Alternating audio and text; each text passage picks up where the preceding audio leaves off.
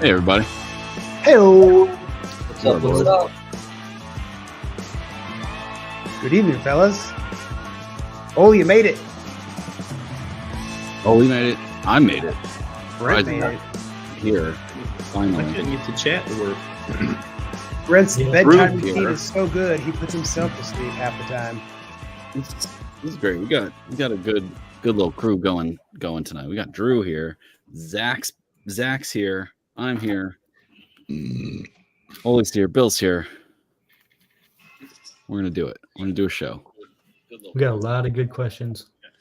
Yeah. Yeah, man. Unique Spring's ones. in full force, you guys. How are you guys doing with your lawns right now? Anything exciting happening for you guys, real quick? before we Bro, I jump had to in? put down fungicide because I Yeah? feel like I'm living in Seattle right now. I Getting mean, some, it is getting like some rain. it is cool and it's humid and it's just wet.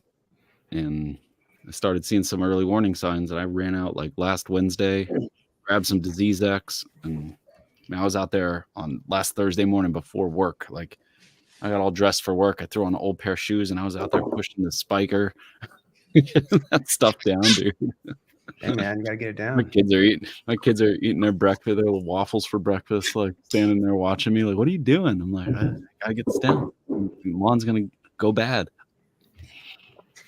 Well, good. Had At to least be you got it down. Now it's down. You can kind of like, you just not have to worry about that. Breathe a little bit. One thing out of the way.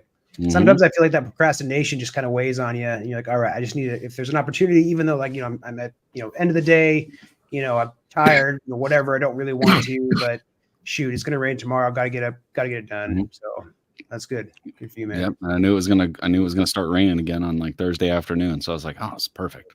Perfect time to get it down. So Drew, how are things going for you right now? They're going. Yeah. We're growing. It's slow, but I was looking back through the calendar the other day. I think we're just over a month.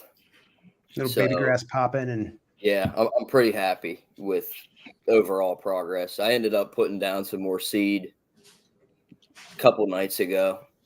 Just finally I had a dirt pile staged at the front of my house where I wanted to level up a little bit along the road, and I finally got that spread out and kind of cultivated that up and put some seed down. I wasn't going to seed the whole way to the road originally. Mhm. I was just going to kind of you're going to border do like the whole yard yeah. all the way around with mulch and plants, but I ended up just seeding to the road, and I'm going to do mulch beds along the driveway and then in front of the house and around the side. So, All right. overall, really happy with the progress. My daughter was out. She had the little Sun Joe manual reel mower going the other Nice. day. She pushed me out of the way nice. to get Yeah, after kids it. love those, man. They love the manual. Oh, they do. reel. 'Cause it's pretty easy for them, and it's not loud. Mhm. So they can just rip it. She was like running up and down the yard with it. It was funny. Mhm. Yeah, Oh, man. man. That's awesome. Oh, you seem like you're looking a little bit better still. Are you 100% now? I'm not 100. Can you hear me? Yep. Okay. I'm not 100, but I'm getting better every day. So Nice. I'm doing everything I can. So, but anyway, You I must got be feeling pretty good. You fertilized today, right? yesterday. Yesterday. Mm-hmm. And hopefully it stays put because we got 2 3/4 inch of rain today. Mm. So yesterday I sprayed Just Protein today? Plus. Just today? Just today. Wow. Since I think it started about 3 a.m. and it quit probably 7:30, 8 o'clock. It rained the entire day. I mean, That it rained the seems to entire be day. all it's done this spring. You don't get a steady rain anymore. It's all or nothing. Well, Yeah. the problem with us is, 3 weeks ago, we were hot and dry. We were in the 80s and the wind would not quit blowing. Mm. And, the wind just dries it out quicker. Yeah. Mhm. That too. And it was just windy and dry. And I'm like, come on, we need rain. But not last week, but the week before, we got about 4 inches over 3 days. Jeez. And then now we've got a chance tomorrow. I want to say Friday, Saturday, Sunday. I mean, there's like every day's a chance. So, but I put out some fungicide, put out some stuff for ants, and sprayed some C3 and Protein Plus, and hopefully, I didn't mind it raining a little bit. I didn't want 3 inches of rain on top of that application. So, Yeah, no doubt. see, Yeah, we Yeah. get those. Pretty bad in my yard. I never had them at the old house, but I've got quite a few ant hills popping up around Yeah. the property. like fire ants. No, luckily not fire ants. I got you. Originally I had fire ants, and they'd make big mounds, and you'd hit them with the mower, and the grass would be yellow. Yeah. And what I would do back then is I would get a pack of tennis balls and put it in the cup holder, and every time I drove by an ant hill, I'd throw a tennis ball on it where I could find it. Yeah. When I got done mowing, I'd go out there and kick the top off and do like a biphen drench. Yeah. And like a 6% biphen drench. And luckily, I don't have those anymore. Now we got the little small black ants, and with all the rain, it seems like they're way more active with all the rain. So Yeah, for sure. It doesn't help that I found one of those yogurt tubes sitting out on my front porch the other night. That was just left over from snack time. That encourages them to come inside. Yeah, they know, they think they're welcome. Yeah, I'm seeing. I obviously, because I've always had taller grass, I never really had to deal with like worm castings. But now that I'm mowing that side yard super low and making that into a putting green, I'm seeing like now I got to deal with like worm castings and where the worms are popping up, and it's not even just the castings. It's like they're pushing up through the soil and making like little mounds. And then, once I roll over it and mow it, it's like now it's just squishing the dirt back down on top of Yeah. the grass blade. It looks all spot. What's good for that? What's that? C3. C3. Is it? Into it. Yep. C3 is known for what it does something. It makes the worms go deeper, and they don't leave all the castings up there on this short mowed turf. Okay. Make sure that worm go deeper. May have to hit up old Jack. In my front corner that they seem to flock to. Now I've noticed some worm castings just during my grow in, but it's only in like probably 10 square foot circle. Yeah. All right. Well, we got a lot of good questions to get to. Should we start? Yeah, Let's get this show on the road. Yeah. We raise a glass. We all raise a glass here. Keep off the grass. Episode 158. Keep off the grass. Q&A episode. Took some questions from stories and everything today and yesterday. So we got some pretty good questions loaded up. There weren't as many silly ones this year as it was the last time we did one of these Q&A episodes, but we do have some really good ones. I think that will. I don't know. I'm curious to see what some of you guys have thoughts on some of these questions. Yeah, I agree. Yeah, chime in your answers too in the chat, like whatever question we pop up. Oh. Yeah, we should. I think we should prioritize live chat questions, or at least work them in, as well too, right? Yeah, I seen one pop up, but now I lost it. Here, maybe I can find them here. Let's see. Oh, there you go. Yeah. I saw one. Somebody was asking about iron options. Oh, there it is. You got it up. Because he wants to add iron to his grass. Best options. There are a few Main different event, options out there. good one. Yeah, main event was what I was thinking. No coast turf. Yeah, I still have that whole pack. I used a little bit of it before I moved last fall that I had won, I think, from your giveaway, Oli. Yeah, I haven't used the main event. Iron, the molasses, the carbon 12 or whatever it is they have. Yeah, I haven't used the main event. I bought, I don't know, probably about like 4 bags of feature a couple of years ago. So I still have 1 bag of feature left, which I mean, they'll last a long time. I'm sure that main event lasts a long time too, because it's like you're not using that much, and it's not like you're doing iron applications, every 6 weeks or something, So, you do it a couple times a year. So it's like you buy an iron product. I mean, that stuff's gonna last for a while. So that's what I have. I have the feature. Is it here? It's 10% iron. ETDA, EDHA. I think he's actually got a coupon or a special going. Let me see if I can find it. I know I don't know what this person's capabilities are as far as spraying versus spreading. Scott's has Green Max available at Lowe's. It's pretty decent. Yeah, that is a good option if you need to pick up. Granules are like ProPete's deal's not ready yet, is it? Is that their endless green product they're coming out with? Yeah. I don't think so. But Bill, I think we should start with the KOTG Q&A preference folder, just to kind of get it out of the box a little bit. Yeah, man. Some of that, some of the other ones, yeah, I think we should just start with like some.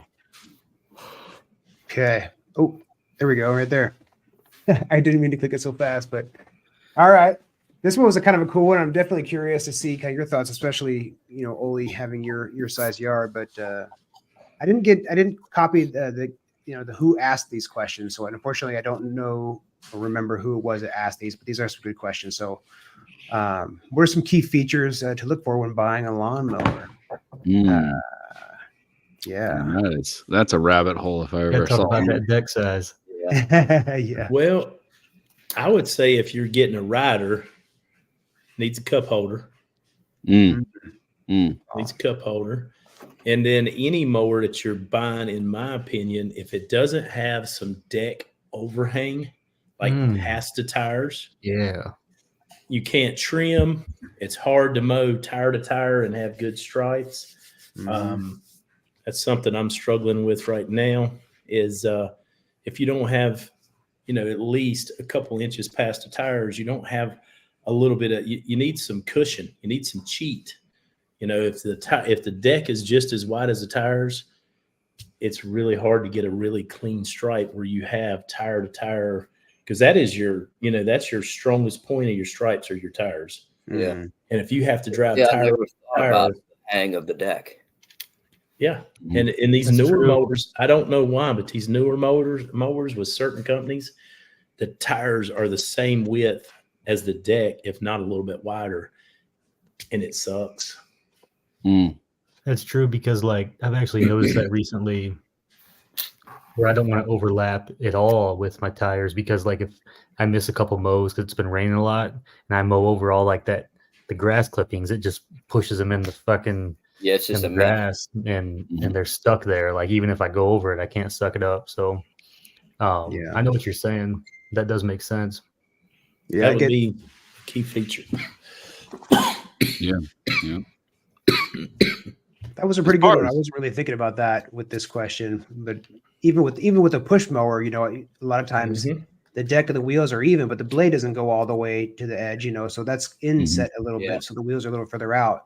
You get a lot of folks saying, why do you overlap so much with your wheels? I was like, well, I got to, otherwise I'm going to have these strips of uncut grass if I don't, just because there's not enough overhang. You need some overlap, a little bit of cushion. Yeah. I mean, I would say though, I started noticing last fall when I was still at the old place. I have a 21-inch recycler, and you'd start noticing ruts from just overlapping the wheel marks. Sure. Continuously to like you were talking about, Bill, to avoid those small strips of uncut grass. And I'd almost start cheating a little bit to avoid those ruts, and then just do a double cut the other way because of that. Yeah. That would depend on if you pay a little more for a mower, or better mowers definitely are beneficial. I mean, so like I don't know. That's one reason, like Quality in the of cut. shop, I done away with the 30-inch because of the little skinny rubber tires. I went with a 36 that had air-filled tires, get a little better float, less ruts, stuff of that nature. Yeah. You know, and that's that's obviously an issue with, you know, push mowers, right? Like if you're talking about push mowers, you don't really have that option. I mean, you just got to kind of pivot and deal with it. But Josh in the chat said suction. I think that's a big one.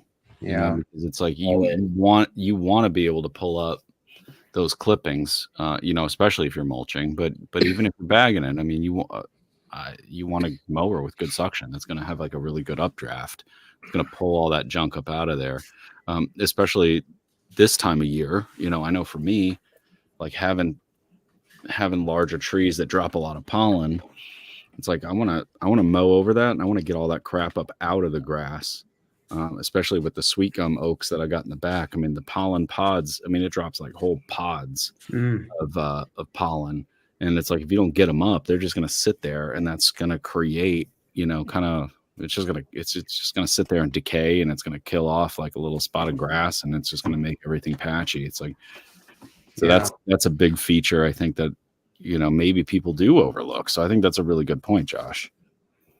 Yeah. And you can notice when someone uses like a cheap, maybe not so good mower, and they mow, and like it looks kind of what you were saying, but like it doesn't look like everything was sucked up and cut. So like you can tell you could kind of like missed a couple stragglers, and so yeah, that's a big deal. And that's a tough thing, I think, with like the push mowers, like what Brent and I use, because you have the Honda. I've run Toro, but I've never actually used a Honda before, so I don't know what your suction is compared to my suction. I think it sucks pretty good, so you have to kind of run through and try different mowers, or at least get, somehow get an honest comparison between them. But, that is a tough thing. Like when you're mulching, I think that's when the suction is really important, but that's, because it's not pulling all that air out, it just has to go back down. The suction can't be that good. That's why the riders, where you can really, those guys can suck just because those blades are spinning so fast. I think that it's just, really pulling that air up. But with ours, they can get bogged down pretty easily, so unless you're bagging it, you don't really have great suction, even with the super recycler, I mean, that'll mulch, but if the grass is wet or too tall, so unless you're able to compare, I couldn't say which mower is better, but that's something that I don't know, I would value in a mower. You guys should just have a good old fashioned suck off. I know, just see side by side, see what does it best. I mean, grab each other's mowers and see which one's, anyway. Yeah, I think that would, you have to. That's where try it that's out. where your and you got to think about what the difference is between, a suck off when it's bagged and not bagged. Right. I was thinking that same thing. But it is a good point. I mean, listen, this is the Honda. I mean, I do like the Honda. The Honda does have really good suction. It does. I started mowing this last week. I took that Cenex mower for a spin. The suction on that is definitely not as good, but it has a lot of features that I do like. One of the things I like about that mower is that it has one height adjustment. So it's got like one little gear shift on the side, and it just pops up all four wheels. What I don't like about the Honda is you got to go and adjust, all four wheels. Oh, so they're all individual, like Toros too? Yeah. Okay. So it's not like the Toro, right? The Toro, you only have the height adjustment on one side. That's obviously a much better feature. So, I mean, even little things like that, like, are you going to cut, say your front and your backyard, are they going to be two different heights of cut? If so, that's going to be that might be a time-saving factor for somebody to look into as well. Is like, what's your height adjustment going to be? Is it going to be like a Toro where it's like, all right, you got two, they're both on the same side. It's going to be something like the Cenex, which I thought was amazing. It's one little like gear shift lever, raises the whole mower up, super simple. Or is it something that, as crappy as the Honda, where it's like, you got to go and, do the little pin locking, thing with each individual wheel, maybe little, but there's that. The other thing I do really like about the Honda is the ability for it to run without the blade spinning. So something with a blade. Oh yeah, so that if you that know, would be nice. especially I for forgot a about lot of that. us are dads, we're out there mowing. The kids got toys, and it's like you're sitting out there, you're mowing, and then there's a toy right in the middle. You can just let the one thing go. It's like blade stop, and the mower keeps running. Nice. You don't have to re-pull it, restart it. That's a time saving. That's a huge convenience factor with the Honda that I really like. Is that you have two different mechanisms. Like you turn it on and it's going to idle, and then you can engage the blades and you just let it go, but the mower's going to stay on. So it makes it easier for like, okay, you're going to stop, you're going to empty your bag, mower stays on, you don't have to re-rip it. Lots of little features, with the push mowers, at least, that there's so many different features. That's kind of like, look at all the convenience features, I would say, and see like what's going to save you time, what's going to be convenient for things like, mowing around, toys or crap, or changing your height of cut. How much suction are you getting? How big is the bag? Is the bag convenient to dump if you're like me and you got to dump it in those like Costco cardboard or grocery sack things? Yeah. Because the Honda bag is a pain in the butt. It's a huge pain in the ass to dump that thing into those bags. But all things to look. We should make this next week's topic. Yeah, I know. There's a lot of more things I can say on that. That's a that I'm great thinking one. of right now, but Yeah. that's a really good conversation. All right. So let's move on then. Here's one of the other questions in the preference section was just, have you noticed any new technology coming in the lawn care space? It's like I was trying to think about like what did we take away from the Equip Expo that was interesting coming up, but I mean, so I've seen the drones, and then speaking of like on a chemical side, I just saw something about what the hell is it? It's a popular herbicide, but they made like a improved version. You know what I'm talking about, Oli? Say it again. It's an herbicide we've talked about, me and you personally. I can't think of the name of it, Sublime? but they improved it. Are you talking about Sublime, or are you talking about the new mixture for the active ingredients in Yeah, that's what I'm talking about. Oh, the Yeah. newest Celeprin. Yes, like What is twice that, as strong. Rentis? Yeah, by FC, by Yeah. FMC. I read a little bit about it, but that just randomly just hit me. I just saw they like did some new and improvement, something to it. Yeah, Celeprin? It It's just really came off patent, didn't it? Here's the crazy thing from what I was told. So FMC owns that active ingredient. They sold the rights to Syngenta to make a Celeprin for so many years. Now that's gone. Now they're going to actually use it themselves, which is crazy to think. That is wild. But yeah, I wonder how many off-label Celeprin products you're going to start seeing now with it being off patent. But I can't remember what podcast it was. They just had that guy on there talking about everything about Durantis. It was Turf Management podcast. I don't know if you guys listen to that. That's cool though. Instead of 18%, it's like 26 something percent. Yeah. Okay. I haven't seen any pricing on it. It's about $2,400 for half a gallon, and I think it's $6.50 for a pint. God damn. Well, no, you got some money to Can't throw wait for around. that generic to come out. Shit. Enjoy. Well, Chemical Warehouse is your best bet for your generics. Like if Yeah. you're searching by active ingredient. Yeah. Soil. What is this? Soil moisture meters. Soil moisture meters. Like for, is he talking like to link up with your irrigation system to know if you need water or I think not? so. Yeah. Because that would be a cool feature. I know some of them have like, they'll link up with some kind of a weather app or service or whatever to know if there's rain in the area, but it's never that accurate. And that's one thing that, it's nice to have like some kind of a rain gauge or something so that I know, okay, we got rain while I was at work, but how much did we actually get in my yard versus, hey, I asked my wife, did it rain? Yeah, I think it did. Like, I want to know how much I'm getting so I know, do I need to run the sprinklers or not? Yeah. Well, I think he might be talking answer and hey, good to see you, brother. We haven't seen you in a long time, but are you talking more about the ones that are like a probe? That's I think he's talking about the ones that are like they look kind of like a soil probe, and you kind of like stick them down and they'll give you. I'm looking at some sensors that you bury like 6 inches into the ground and you leave them. Maybe that's what he's and then and I'm looking at getting some of those and put them in my trouble areas where I know, like where it's shallow over the rocks, and I'm gonna bury some of those, and then that way before it turns. What are those called? Do you know what they're called? I'd have to get the brand or anything. The name of it. It's something that they use in a golf course. Yeah. So like soil probes. Yeah. Oh, that's what he said. That's what he's talking about. He's talking about those variable, like an app or something. They're about they're as big as they're probably about a 6-inch circle, and you take and bury them. That's pretty rad. I haven't seen that. That's cool.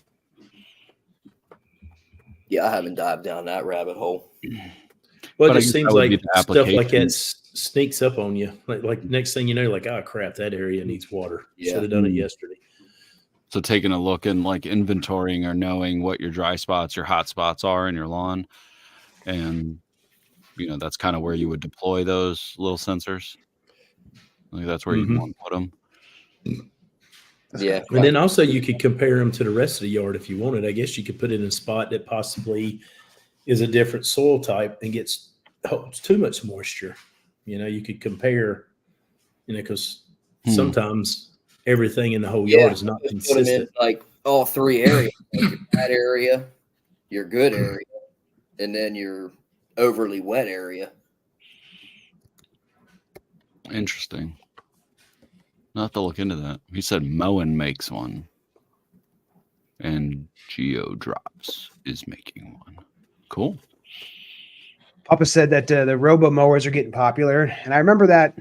I think it was it was the year before that everybody saw like the big push for the robot or the robo mowers, and they were still there, but it doesn't seem like there was as much like fanfare about it this year. Like they were just kind of like, yep, they're here, we're improving them, or we've got one too, or but yeah, I mean they had some really cool looking like big beefy ones you'd see on golf courses and stuff. Those are pretty badass, but there's definitely expansion, and I think just batteries in general.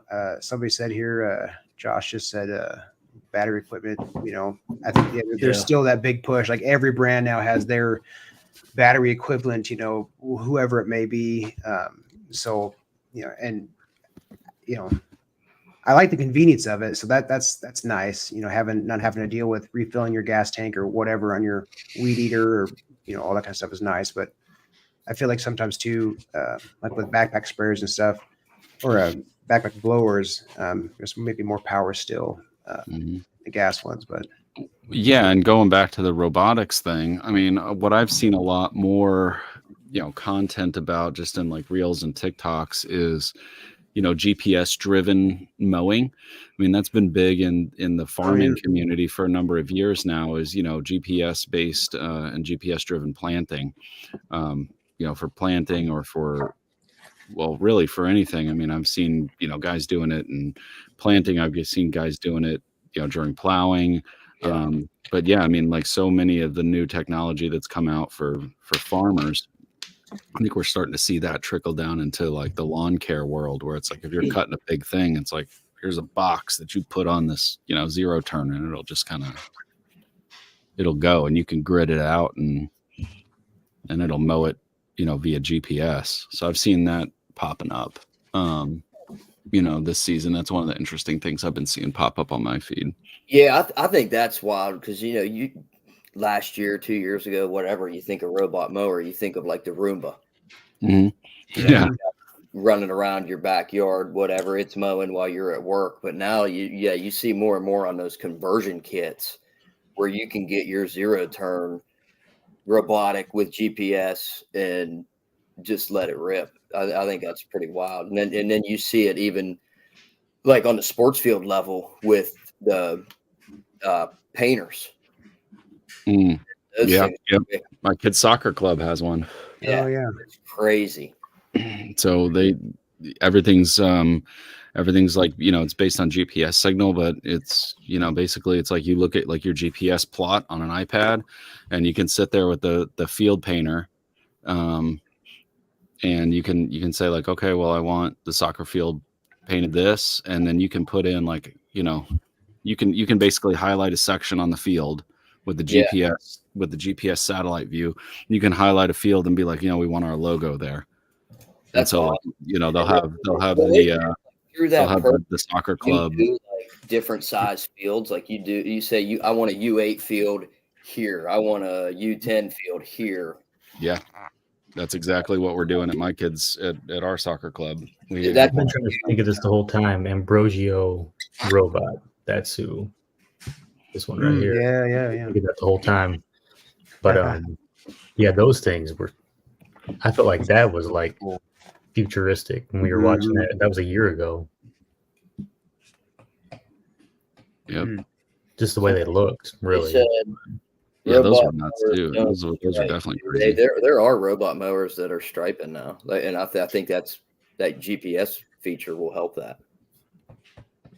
Ryan Knorr posted a reel today playing with a robot mower. So I mean, they're out there, and people are starting to. They're definitely out there. All right, let's get on to our next one here, you guys, because this is gonna be a fun one here. Curious to see your guys' thoughts here, but what's an easy stripe design I can try that isn't too difficult? Double singles. That's what I was gonna say. Finest striping pattern. I assume he's talking about other than just back and forth, your typical one lane stripe. Curve it. What's the next level? Yeah, curve it. Yeah. Do some waves, wavy stripes. No, Circles. I like the single doubles. Diamonds. That's in the good next one, or even going across. That's probably.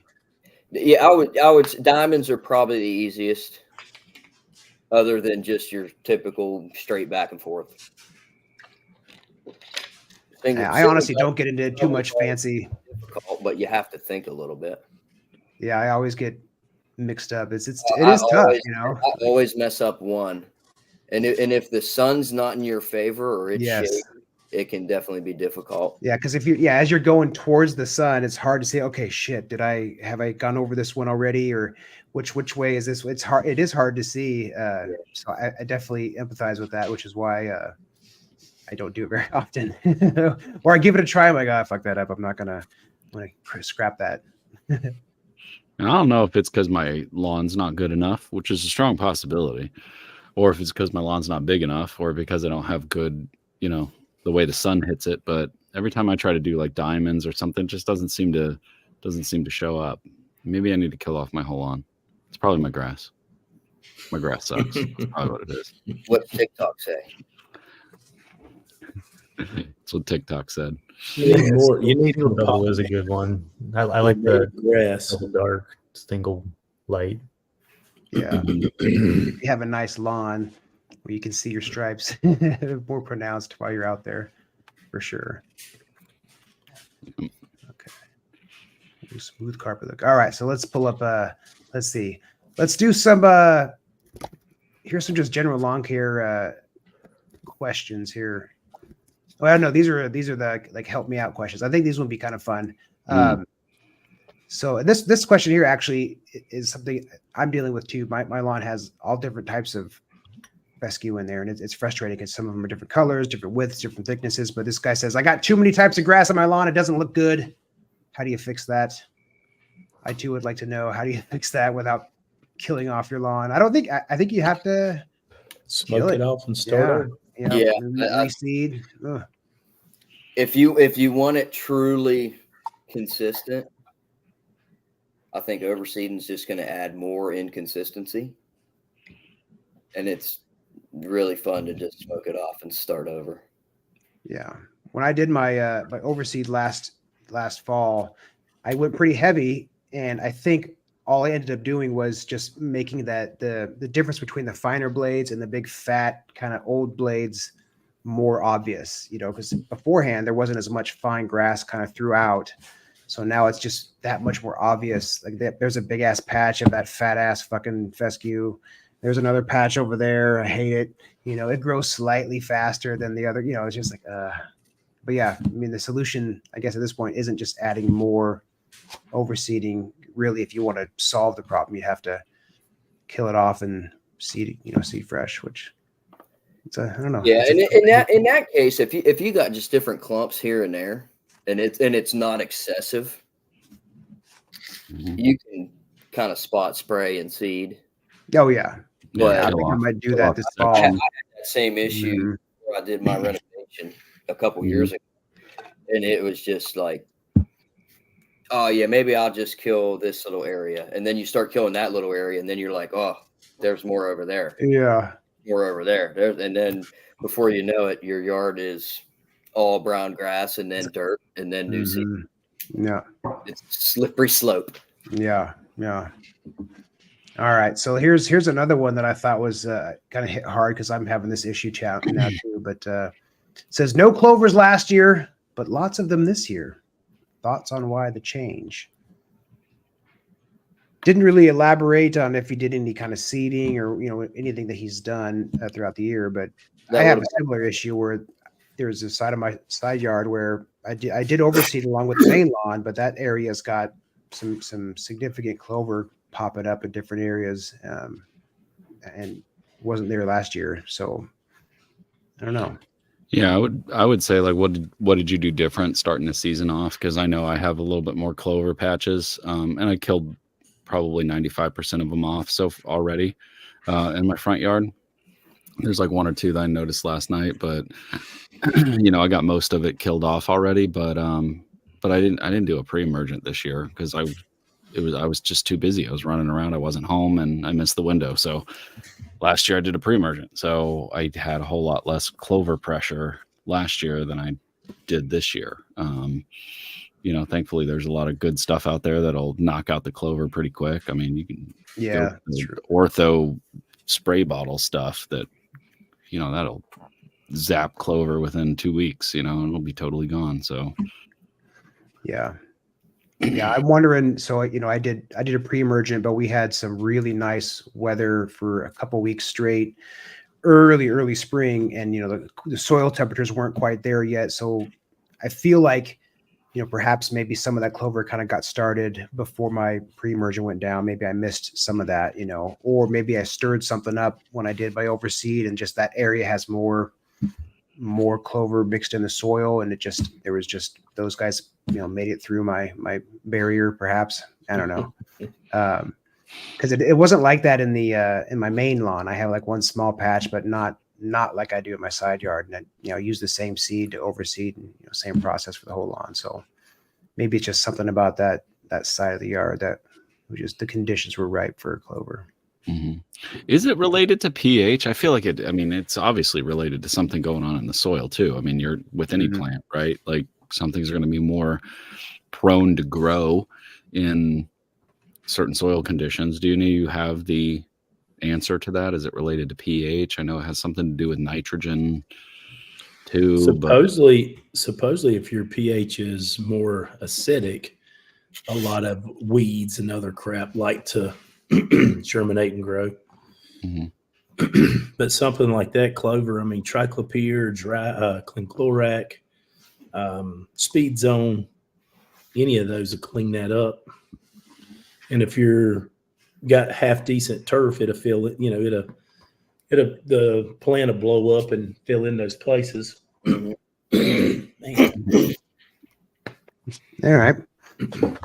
All right. So this next question here, it's actually two. They're kind of along the same lines, but somebody asked, are there any good fertilizers that are more kid or pet friendly, like organic? He had mentions maybe this Sunday product. I think there's like a subscription service, kind of like Gnome was. And then similarly, we have what are some eco-friendly alternatives to traditional lawn care products? And my first thought right away was like, Earthworks, ProPete. A lot of the stuff that we talk about is not your Scott's. You're just anyway. What would you say, Oli? What are your thoughts on that? If they want that organic, natural type deal, it's going to be Earthworks, especially their 333, which is nothing but composted chicken manure. It's 100% organic, good for a garden, good for whatever. And then like C3 is C3 is molasses, humic, kelp, fish fertilizer, worm castings, like a worm tea. Yeah. I know Anderson's has their their organic line. I forget what they called it, but they have their OMRI certified, lawn products for folks that want, that's kind of a certification thing. Yeah, slow release products, I guess. I mean, you could probably even find stuff at Menards that are more organic or more like Milorganite E type stuff. It's a little bit different than that just straight urea. The biosolids has lost their yeah, that's all that stuff out. That's true. Yeah, That's true. It's not like the with all the pharmaceuticals and everything else that's flushed down the drain. And who was that other company? Earth Science. We had them on a couple years ago. Earth Science makes a more natural. They make a natural fertilization products. We've had a couple companies on. So whoever asked that question, definitely kind of scroll back through on podcasts and look at any of the fertilizer companies that we had on. Click on the description, and it should be in there which ones are natural or which ones are organic or any of those kind of things. Because we've had a couple different people on that have talked about that. But definitely Earthworks, Pro Pete, Earth Science.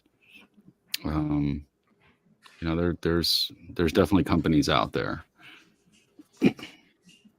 Here's a good question from the live chat, because I don't think there are, but Josh is asking if there are any pre-emergents that work for dandelions. I don't. If you already have the dandelions, you're going to have to do post. If you already have them. I don't think prodiamine covers them, and I don't think. Yeah, I don't. You're not going to really find a pre-emergent that's geared toward the perennial weed like that. But they have post-emergents that I think are pretty. You can get a squirt bottle at Home Depot or Lowe's, and you just knock them out, real quick. Or just let them do their thing and then die off and maybe deal with it next year. I don't know. Yeah, I've been getting schooled on the dandelions by all the people kind of the comment section about how high they are in calcium and how good they are for you. If you the people that you can turn that into tea. Oh, really? I'm gonna do that. Yeah, I'm gonna have some fertilizer I put in my lawn. My backyard. Okay, here we go. So speaking of some of maybe some advice or things like that, I like this one here. How much nitrogen will you run this season? Oh man, I think I know. What are you thinking, Oli? I personally, I probably should keep better track of the amount. I kind of do the math after the fact. I'm like, I know I put a bag down of this. All right, and so I'm going to put something here in a few weeks, and maybe I threw in an extra app of something. It's that only had 2% nitrogen, but I'm not going to count it. I don't know. Yeah. That was my question to Nate. I was messing with Nate, but I like that question. Though. Listen, me and Nate and Bill are kind of on the same track. It's been a couple of years. It's been years since I actually kept track of how many pounds in I was putting down. I really couldn't even tell you, to be honest, at this point. Isn't it? It's just a few pounds per year. Maybe right? that's embarrassing. 1 or 2, something like that. It's pretty low. What are you putting down, Oli? I know you've switched recently in the last couple of years or year and a half to more of the Earthworks products, which is a lower nitrogen count. So what are you shooting for? Around 2.5? I'll probably be 2 this year. And what I've seen with using the Earthworks is the only company that I've ever talked to that will tell you will use less as time goes on. Mm-hmm. And I even got to set in on one of their academies, and it reminds me of the old Juicy Fruit commercials. It just keeps lasting and lasting, and you can't sell any more chewing gum because it just keeps lasting. Mm. And what I've seen with that is, I done my overseeding back in November. And I used the 333 as my starter fertilizer. Yeah. And, you know, most people go, oh, that's only a 333. That's so low. That's, you know, I'm not getting anything. That has fed this place up until now. And that's November, December, up until yesterday. Yeah. And I'm blown away with how long that has fed.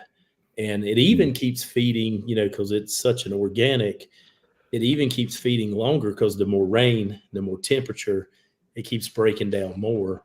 Mm-hmm. So all I'm going to do the rest of this year is spray their Protein Plus, which is a 1405, and their C3. I'm going to spray those two together every 30 days just to get some color. Watch out now. What we celebrating. But You're just no more granular. from No here more on granular. And, Well, for the rest of this year. To oh, see really? what it. You're not even Yeah, doing a granular app this fall. I will in the fall as a starter, but as far as the rest of from now the overseeding, I'm just gonna. I still have I have good top growth. It's thick. It's healthy. It just needs some color. So I'm just going to give it a little taste of the nitrogen that's in that 1405, and just hopefully it pops me some color. And you know, that I got the Z spray, so I could spray high volume, and I'm just going to do that every 30 days. And it's, you know, I wouldn't do that if I didn't have a foam marker and be able to tell that I have good coverage. You know, like I wouldn't want to zebra stripe it or something, but yeah, I'm just going to see how this works out. I used the 822 last year on a couple lawns, and I really like that. And it was sustained color. Mm-hmm. That's what I liked. And see, they've taught me a whole lot, because I've always thought for me to get a good, rich, deep color, I need iron. Because I've always thought, you know, I need something with iron. And when I done that 333, and I put out, which I used the 25-pound bags, but I used 56 of them. And when I put that out, I can't believe the color that I had, you know, like in my first couple mowing videos. I mean, it's so dark green. Yeah. And it's, you know, I'm starting. You said it, excuse me, it's just the chicken manure. The 333 is chicken manure with the 822 is it's AMS. Yes. And chicken litter. Yes. And I love 822. 822 is probably my favorite, because you get the ammonium sulfate, you know, like, and then you get the Cadillac of the 333 that's in there, the rest of it, you know, like the long. But at least you get a color pop and something instantly. And then it's homogeneous. All their stuff is homogeneous. So every Priel has NPK. So. All right. But anyway, so I'm going to have to learn how to really do math on liquid to tell you how much nitrogen I will have from here to overseeding. And I need to learn how to do the math on that. I know how to do my granular. If you're going liquid from here on out, I don't even know if you'd hit 2 pounds. I bet not. That's why I say I'm going to have to learn that math. I know my granular math in a heartbeat. You haven't done any granular this year at all. No. You'll be all liquid except for your fall application. Yeah. I think when I overseed, I will do 333 again. And that'll be a 333. So that might be what, a quarter pound? Depending on how heavy you go. I can get my calculator. Because I normally run that stuff, that 333, about 8 to 10 pounds. A good 10. Yeah. Probably a good 10 pounds to the 1,000. Because I like it because it helps me hold moisture too. I'm getting the organic, not really the organic. I'm getting the what's the OEM? Organic, what do you call it? Oh, the organic matter. Matter. That's the word I was looking for. Yeah, so you might be looking at like a pound and a half. I'm excited to see how that holds. Me too, because I have no idea. You right? We'll see. You know, you got to learn. You got to try. You said you just did your first spray yesterday? First spray was yesterday. Nice. Yep. And like I said, the only thing I hate is it got about 2 hours of dry time. We got 4/10 of rain, and then it didn't rain till like 2 o'clock in the morning. but from 2 o'clock this morning till like 7, 8 o'clock this afternoon, It's a I daily. got 2 3/4 of an inch of rain. Yeah. So I'm concerned about, did the plant suck some up? Did it stay put? I don't know. Yeah.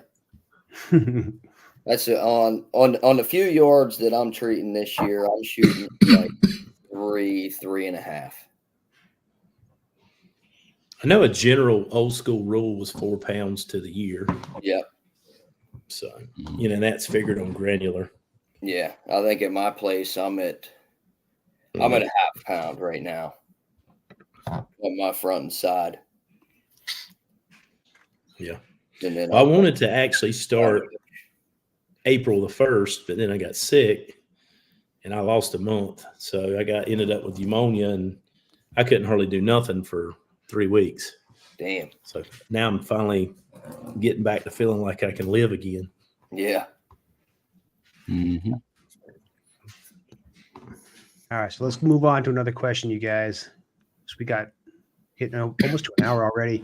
We didn't land on a KOTG lawn of the week this week, everyone. So unfortunately we're not going to do one this week, but we'll do a better job. It's tough, man, not being able to pull up the hashtag and find all the most recent posts. It's very frustrating. So I'm sorry, guys, we didn't get that sorted out, but I'm curious your guys' thoughts here on this question.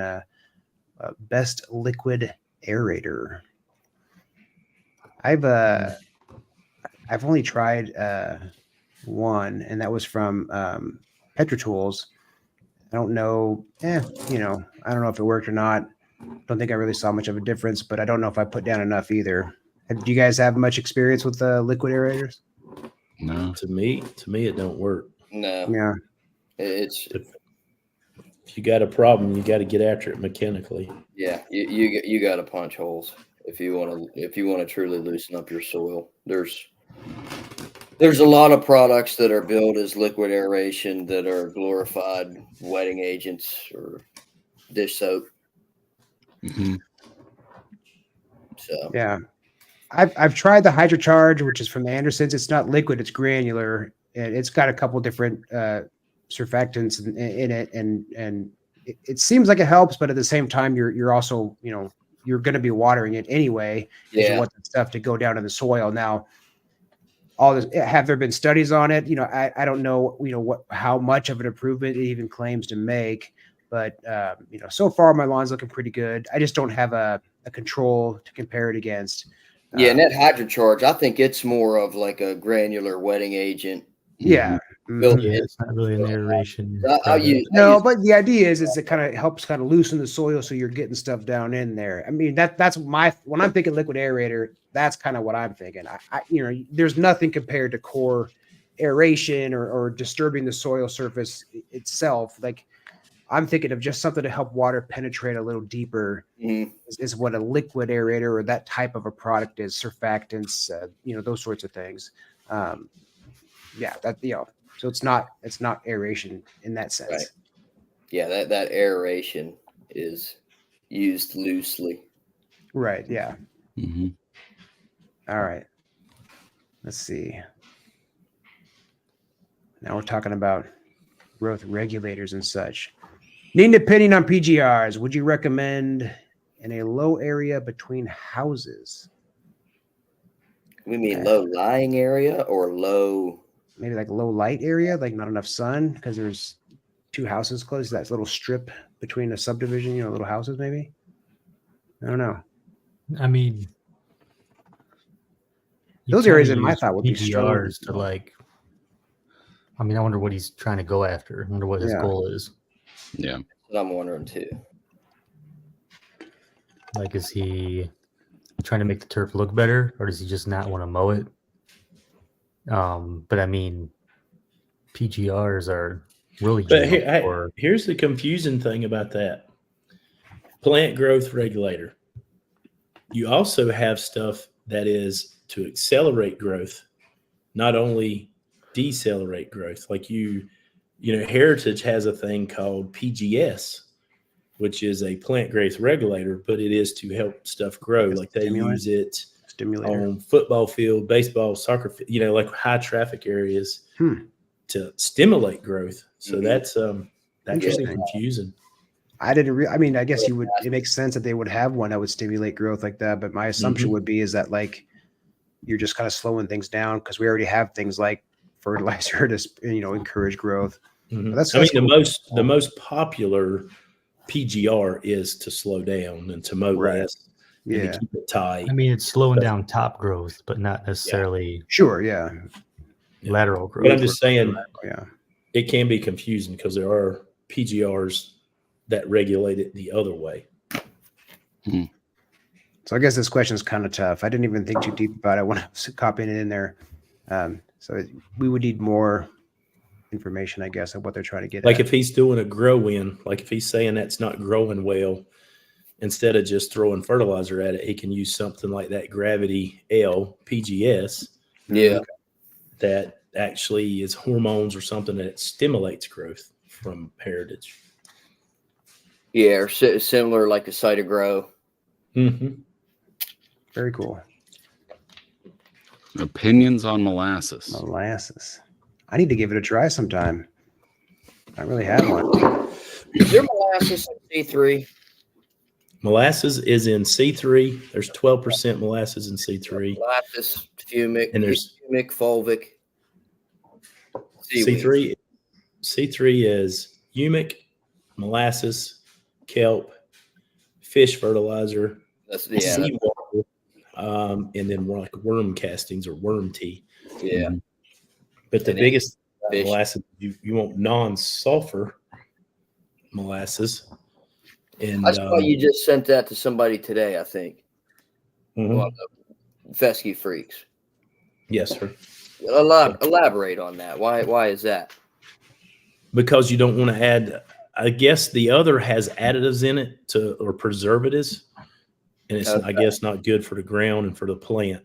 You want it to be as raw as possible, unsulfured. Yeah. Well, so what are we trying to accomplish with the molasses? Is it feeding the microbes in the soil, or what's the point of it? Yes. And what I've learned with it is you get a color pop, because it has vitamins, calcium, potassium, sugar. It has a ton of stuff in it. You get a color pop. But the big thing that's confusing about molasses, what I've learned over the years is, when I first started using it, the company I got it from, I was using 2 gallons to the acre. And I thought it was 100% molasses. Well, then to find out it was cut 50%. So here I'm talking to everybody saying, hey, use 2 gallons to the acre. Well, if you get 100 I don't think you can get 100%, but it goes off of a brick scale. And I think the best you can get is about 80% bricks. And that's sugar bricks. If you get that kind of molasses, you only need a gallon to the acre because it's so thick and it's, basically super concentrated. Sure. But then, if you go into most people's garage or shelf, they're going to have a gallon. They're going to buy molasses. Then they're going to buy some humic. Then they're going to buy some sea kelp. Then they're going to buy something else. It's just so much simpler here. To me, the way I've looked at it here lately is just to buy the C3 and be done with it. And it's like anything else. You got to sort of figure out, okay, how much molasses am I going to spray? And it's like anything else. You can overdo a good thing. You can mess up the whole soil system by giving it too much sugar, Yeah. So The moron theory. moron. I love that. I love that. And the first time I heard it, it was talking with those guys from Earthworks, and he said moron. And I was like, what'd you call me? Yeah. What? And he's like, no, just listen. Moron isn't better. But so many people prescribe to that. Mm-hmm. Like, you talk around work about different lawn care items and stuff like that, and people want to kill off the weeds in their driveway, and they're like, well, you only need like 3 to 4 ounces in a gallon of water, and well, I'll just use this whole bottle, and it's like, no. Yes, if you want to just throw your money away, but you're not adding any benefit. And they don't understand that. But I do love that moron theory. What's his name? the scientist that they have. They're Oh, the older fella. yeah, he's hilarious. Oh, I got a book by him in there. What is his name? I'll tell you here in a minute. Super yeah, smart. Lone Sauce. I know what you're saying. You're talking about like methyl urea, where that relies on the microbes to break it down. So yeah, that I guess if you're using like a methyl urea, which like the Anderson 1608, that's in that blend, and yeah, I guess using some molasses or something like that to stimulate the microbes would probably help. Yeah, I mean, you can it does a lot. theory to, I guess, quote unquote, debunk the eco-friendly. If you are following a label or following recommended science, you'll be more eco-friendly and not just fertilizing week after week or every 2 weeks, whatever it is, with a pound of nitrogen, because you're going to lose a lot of that to volatilization, to leaching, and that's where you're going to get the non-eco-friendly runoff. Yep. All right. Let's wrap this show up with this one last question. I think this will be a fun one to do. Did you guys do the mistakes one? Ooh, okay, yeah. You want to do that one instead? Well, That's we a could good- save that. We could We save can that save that for one. an actual episode because I've got Yeah, some we mistakes. could save that one. I was thinking that could be a big conversation, but Yes. We You can talking even about have the one some, where if you could do things over again? it was What would like you do? what? here's one regrets Yeah. or wishes you've done, or Well, there was one. Just This one I'm thinking of. mistakes, long care journey mistakes. So maybe we could make that a topic like next week or two. That could Okay. be a whole topic. We could talk Oh, about yeah. Oh, for sure. people could Good. Like, people what could should send you in have stuff done about better? that. Yeah, I like that. Yeah, All let's right, make that a whole show for sure. let's do it. Okay. All right, so you want to hit this one last one, you guys, before we call it a week? Yeah, Say renovation. we want to do a full-on renovation. Order of doing everything. Like if you were gonna do it the right way, or all the steps, thorough. Where do you start and how do you get to green grass again? Wait to fall to start with. Get prepared, but wait till fall. Good. Get you a good soil test from a lab to figure out what needs to be done. And what's it say? Aeration, leveling, etc.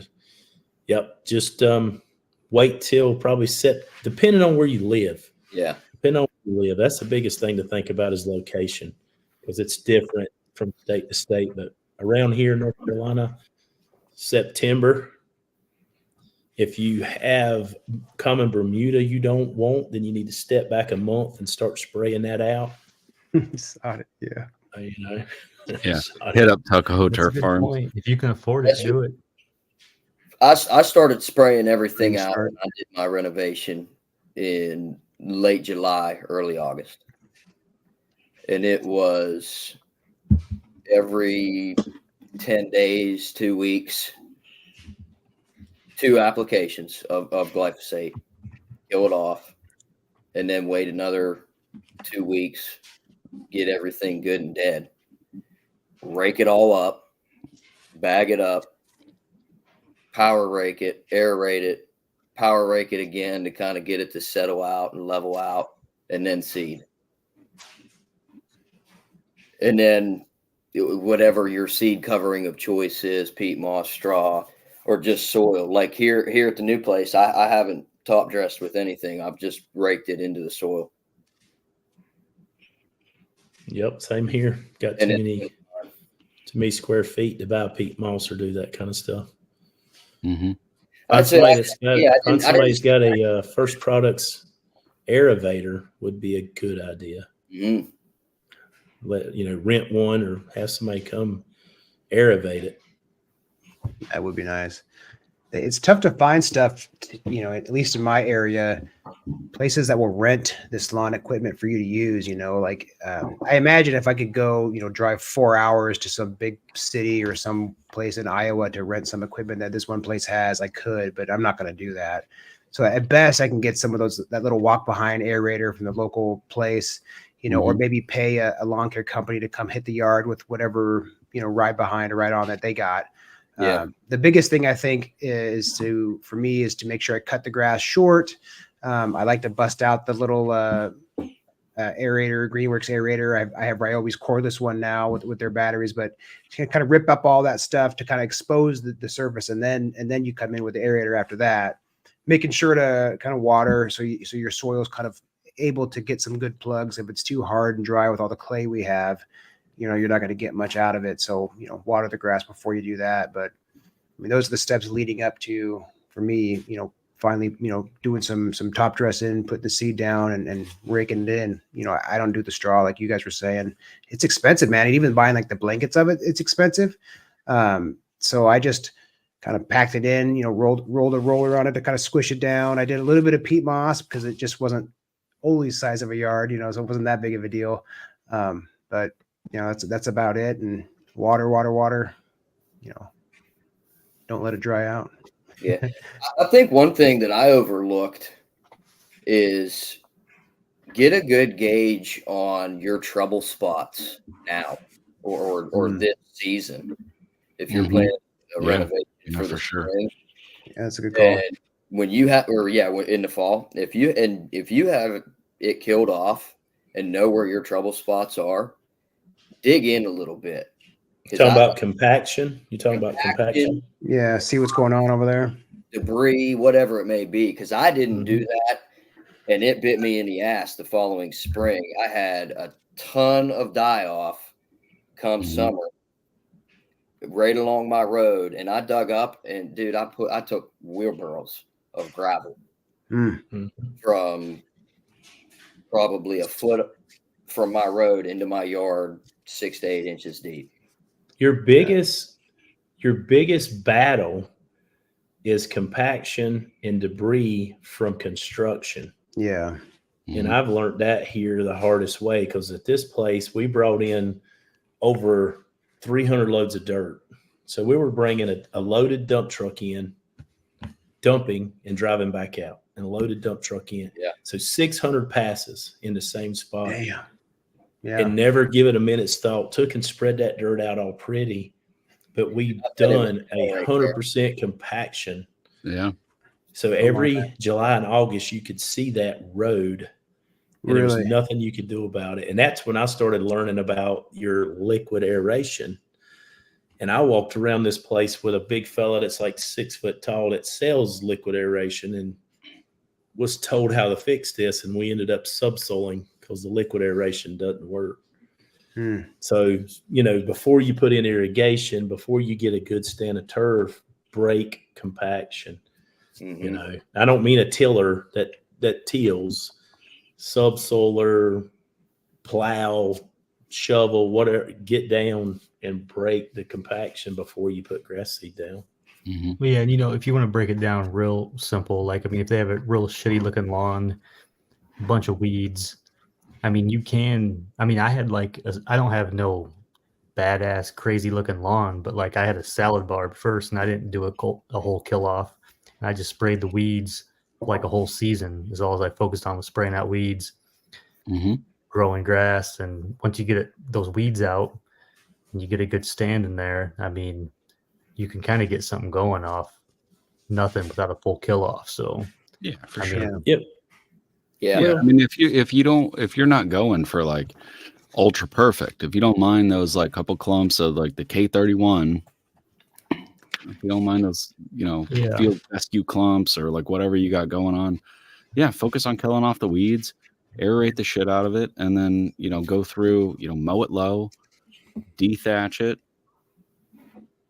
plant. Well, I guess it would be your definition of renovation.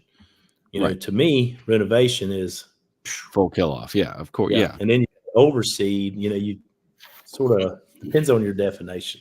Yeah, that's true. Yeah. Yeah, for sure. For sure. All right, you guys. Good show, guys. Well, yeah, we'll have to pick out some of them other questions. I think that mower one we could go for a long time on. Oh yeah. what Yeah. to look for when buying equipment. We could even just do one like that. What to look for when buying equipment. Or like what? Whoever wrote the question said it better. I don't know. that. And then what mistakes have you made on your lawn care journey? That's a good one. Yeah, Mhm. key features to look when buying. Just say lawn equipment. Key features, and That would be then a good episode. What are some And then this one, we could do a full episode, I think, on those. On both Oh, of those. Yeah. easily. Yep. All right. Shoot us a message. Which one is going to be next week? Regrets. We won't decide. We won't decide till the day before. All these Yeah. dumb regrets. No regret. Well, everybody, Yo, thanks for give it up- joining give it up us. for Drew for killing it every time he's on here. Yep. I'll do what I Absolutely. can. It's the mustache, really. It's not me. Yeah.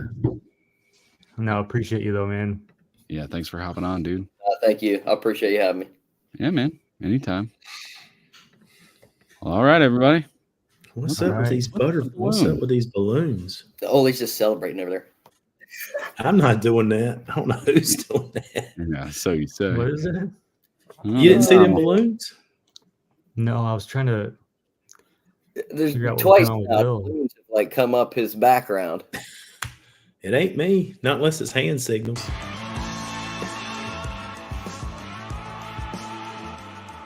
Boys. All right, everybody. Take care. We'll see you next week. Yeah. Next week. I think Bill's doing it. Might be. No, he is.